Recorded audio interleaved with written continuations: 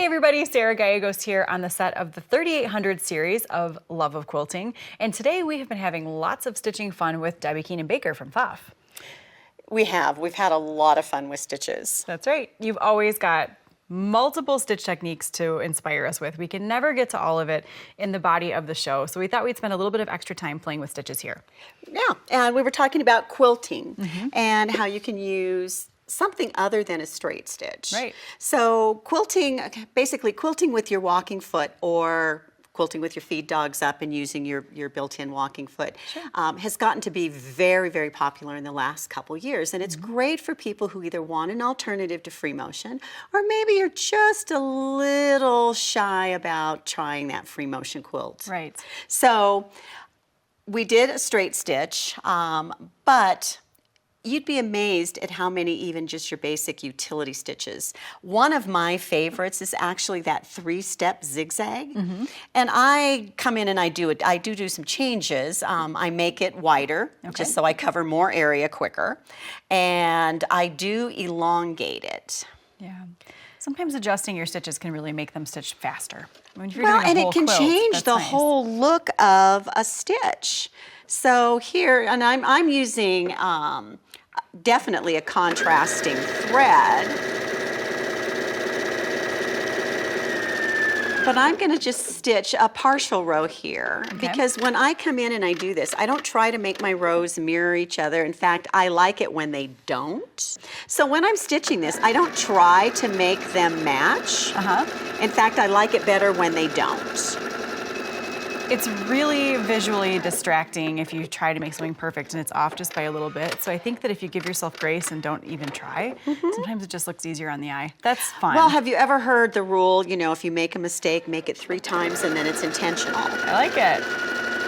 That's a great rule. That's So really again, fun. you can make these touch each other. You can stitch them, you know, with a little distance in between, but it makes a great looking quilt stitch. Yeah.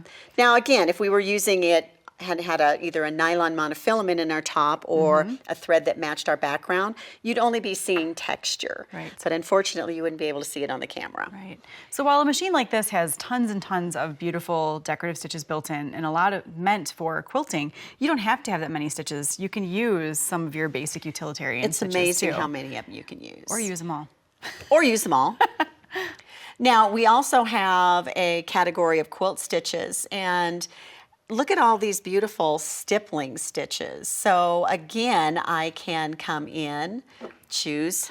This one's a very interesting one because it basically sews a few straight stitches, and then it sews a spiral.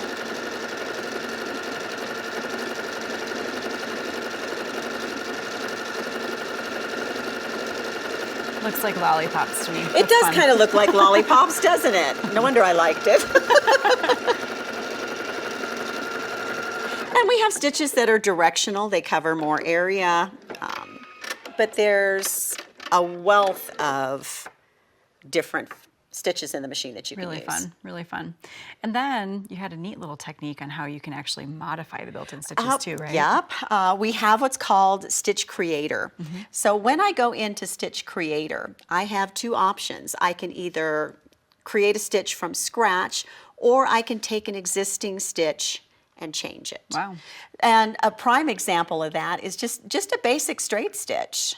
You know, with just the touch of a button right here, I've turned that from a straight stitch into a triple stitch. And I can do that with basically any stitch. So now we have a beautiful triple stitch. That's fun. So then it gives you the look of a heavier hand stitch perhaps. Right. But just by going over itself 3 times. And again, you could do that with your blanket stitch. You could do this. So maybe you have a particular blanket stitch that you like. Turn it into a triple stitch. Make it look like you've done it with embroidery floss instead of a normal thread. Really pretty. Well, thank you so much for joining us once again and sharing so many great tips with us. Well, thank you for inviting me back.